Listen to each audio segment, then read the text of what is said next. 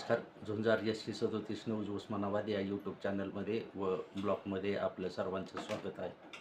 मी आप्पासाहेब शिरसाटे, झुंजार SC. 37 news Osmanabad या YouTube चॅनलचा व ब्लॉगचा मुख्य संपादक आपणास देत आहे. धाराशिव, उस्मानाबाद व परिसरातील दिनांक 24 मार्च 2026च्या 10 ठळक घडामोडी.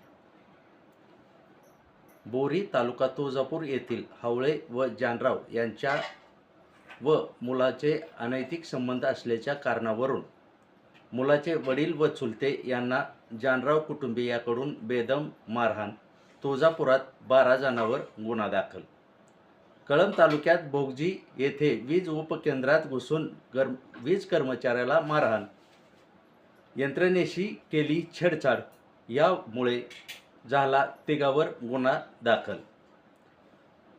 ज्यांनी पॅन कार्ड काढले नाही त्यांनी 31 मार्चपर्यंत करा अर्ज, अन्यथा 12 एप्रिलपासून होणार पॅन कार्डसाठी जाचक अटीचा सामना.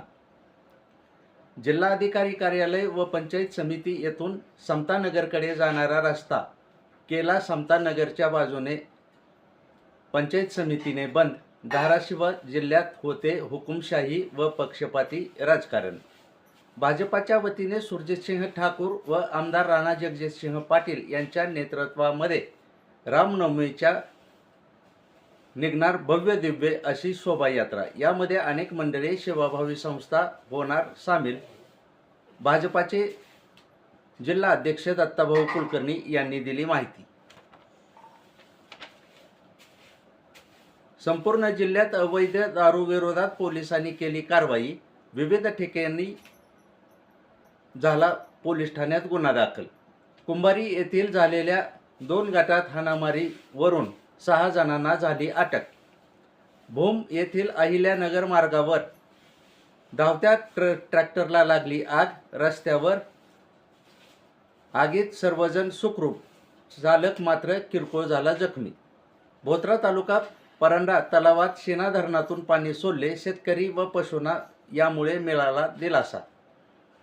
कैलासवासी पवनराजे निंबाळकर हत्याकांडातील सहभागी सर्वच आरोपींना 20 एप्रिल रोजी कोर्टात हजर राहण्याचे दिले मुंबई विशेष सत्र न्यायालय क्रमांक 55 ने आदेश.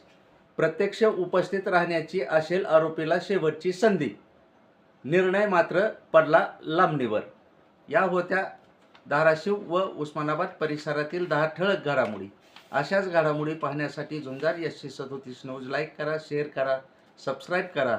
तसेच पाहत रहा Jhunjar SC. 37 news Osmanabad YouTube channel.